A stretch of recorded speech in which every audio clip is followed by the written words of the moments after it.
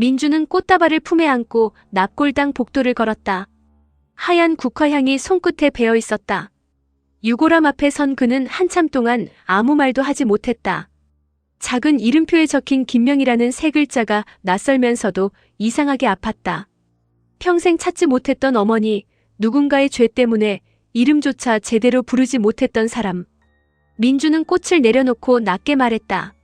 어머니, 저 왔습니다. 그 말을 꺼내는 순간 목이 메었다. 그는 유골함 앞에 무릎을 굽히고 앉았다. 너무 늦게 왔죠? 죄송합니다. 제가 너무 오래 몰랐습니다. 그의 손에는 오래된 봉투가 들려 있었다. 박철수가 남긴 기록. 30년 전 명희가 단이를 살리기 위해 그리고 민준을 지키기 위해 어떤 선택을 했는지 적힌 증언이었다. 민준은 봉투를 열었다.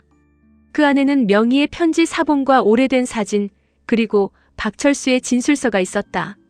30년 전 김명희는 태호 회장의 아이를 가진 뒤 정난에게 쫓겼고 어린 단이의 수술비와 민준의 목숨을 동시에 지켜야 했다.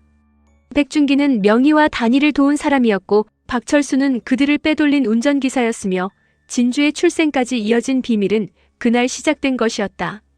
민주는 글자를 읽다가 눈을 감았다. 어머니가 저를 버린 게 아니었군요. 그는 웃으려 했지만 눈물이 먼저 떨어졌다. 끝까지 지키신 거였네요. 같은 시각 단이는 사무실 한쪽에 앉아 있었다. 정난이 진범이 아닐 수도 있다는 박철수의 증언이 그녀를 흔들고 있었다. 정난은 분명 악인이었다. 명희를 죽음으로 몰았고 진주와 민준의 삶을 뒤틀었으며 현준까지 거짓 속에 가뒀다. 그런데 7년 전 폭발물 사건과 백준기 대표를 직접적으로 몰아넣은 손이 정난 하나가 아니라면 단이가 겨누던 칼끝은 다시 방향을 잃게 된다. 윤정은 곁에서 단이를 지켜보다 조용히 물었다. 단이야, 괜찮아? 단이는 고개를 저었다. 안 괜찮아. 내가 평생 오정남만 보고 달려왔는데 그 여자가 끝이 아닐 수도 있대. 윤정은 아무 말도 하지 못했다. 그때 문이 열리고 민준이 들어왔다. 그는 단이에게 다가와 말없이 옆자리에 앉았다. 단이는 민준의 얼굴을 보고 눈물이 차올랐다. 민준은 조용히 말했다. 혼자 감당하지 마세요. 단이는 애써 웃으려 했지만 실패했다. 민준 씨가 제일 힘들 텐데. 민준은 고개를 저었다. 저는 이제 알았으니까요. 어머니가 저를 버린 게 아니라 지키셨다는 걸. 단이의 눈물이 떨어졌다. 민준은 아주 조심스럽게 말했다. 그리고 저를 지켜준 사람이 김 사장님이라는 것도요. 단이는 숨을 삼켰다. 민준은 더 낮은 목소리로 덧붙였다. 이제 저도 피하지 않겠습니다. 엄마가 남긴 진실도 이모님이 버틴 세월도. 단이는 결국 고개를 숙였다. 윤정은 그 모습을 보며 눈물을 훔쳤다. 잠시 뒤 민준이 나가고 단이는 윤정에게 기대듯 말했다. 우리 민준이 정말 대견하지. 누구보다 충격이고 힘들 텐데 나부터 걱정해주고 나를 엄마라고 인정해주고. 윤정은 눈물을 흘리며 고개를 끄덕였다. 명희 언니가 봤으면 얼마나 좋아했을까. 단이는 입술을 깨물었다. 그러니까 더 끝까지 가야 해. 오정란이 끝이 아니라면 진짜 손을 찾아야 해. 한편 현주는 아델바이오 복도 끝에서 진주를 기다리고 있었다. 진주는 박철수의 추가 증언을 확인하러 나가려던 길이었다. 현주는 그녀를 보자마자 다가섰다. 또 어디 가요? 진주는 피곤한 얼굴로 말했다. 지금은 설명할 시간이 없어요. 그 말에 현준의 눈빛이 무너졌다. 늘 그 말이네. 지금은 안 된다. 나중에 말하겠다. 기다려달라. 진주는 숨을 고르며 그를 바라봤다. 현준 씨, 지금 제가 찾는 건 당신과도 관련 있어요. 현주는 웃었다. 그래서 더 말해줘야 하는 거 아니야? 진주는 대답하지 못했다. 현준의 목소리가 높아졌다. 나는 내가 감추고 숨기고 속이면 그냥 가만히 있으면 되는 거야? 너한테 나는 대체 뭐야? 진주의 얼굴이 아프게 굳었다. 그 순간 유나가 멀리서 두 사람을 지켜보고 있었다. 그녀는 일부러 가까이 다가왔다. 현준아. 현주는 돌아보지도 않았다. 유나는 진주의 눈을 보며 말했다. 클로이 너무 믿지 마. 그러다 너만 상처받아. 박민준한테 마음 줬다가 내가 상처받은 것처럼. 진주는 차갑게 물었다. 최유나 또 시작이야? 유나는 웃었다. 내가 틀린 말했어? 클로이는 늘 자기 복수만 먼저잖아. 현준이가 무너지든 말든 내가 필요하면 붙잡고 필요 없어지면 밀어내고. 현준의 얼굴이 흔들렸다. 진주는 그 흔들림을 보고 가슴이 아팠다. 현준 씨, 유나 말 듣지 마세요. 현준은 낮게 말했다. 그럼 내 말을 들어야 해. 내가 아직도 나한테 아무것도 말 안 하는데. 유나는 조용히 미소 지었다. 현준의 상처는 이미 열려 있었다. 조금만 건드리면 피가 났다. 그리고 유나는 지금 그 피를 이용하려 했다. 현준아, 너도 이제 내 편이 필요해. 너를 이용하지 않는 사람. 현준은 유나를 바라봤다.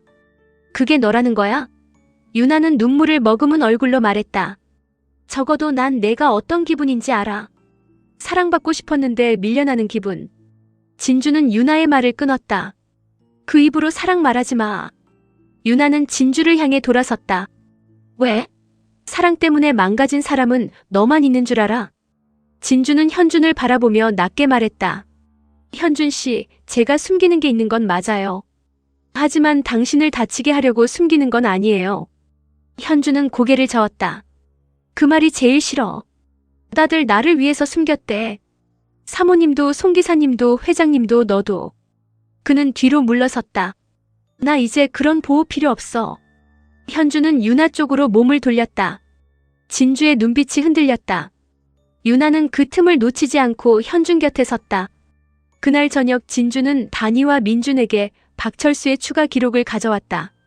기록에는 30년 전 명의를 쫓던 또 다른 이름이 있었다. 정난의 지시를 받은 사람으로 알려졌던 송근태가 아니라 태호 회장의 비밀 자금 라인을 관리하던 인물. 이름은 지워져 있었지만 약칭은 남아 있었다. YH. 다니는 그것을 보고 굳었다. 박윤희. 진주는 고개를 들었다. 그 간호사요? 민주는 사진을 꺼냈다. 어머니 유골함에 있던 편지에도 그 이름이 있었습니다. 박윤희가 30년 전 출생 기록을 바꿨고 7년 전 백준기 대표님이 만나려던 사람도 박윤희였을 가능성이 큽니다. 다니는 숨을 멈췄다. 그럼 정란이 진범이 아니라면? 민준이 이어 말했다. 박윤희가 직접 손을 썼거나 누군가의 지시를 받아 움직였을 수 있습니다.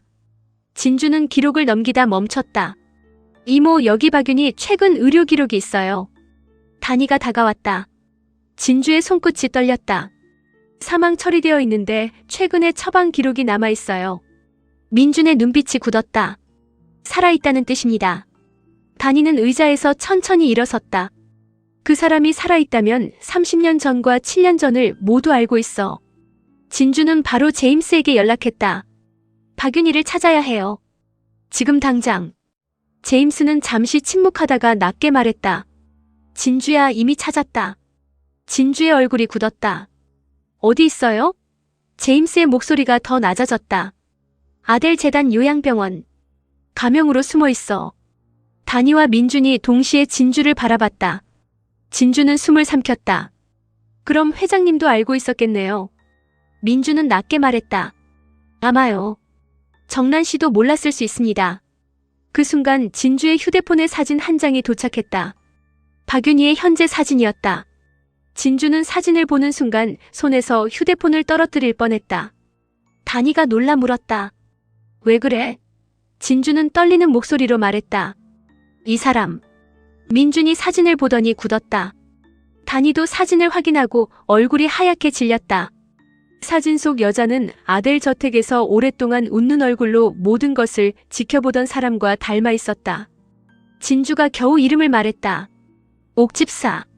다니는 숨을 삼켰다. 민준의 눈빛이 차갑게 굳었다. 그리고 문 밖에서 익숙한 목소리가 들렸다. 드디어 찾으셨네요. 세 사람이 동시에 돌아봤다. 옥집사가 문 앞에 서 있었다. 그녀는 평소처럼 부드럽게 웃고 있었다.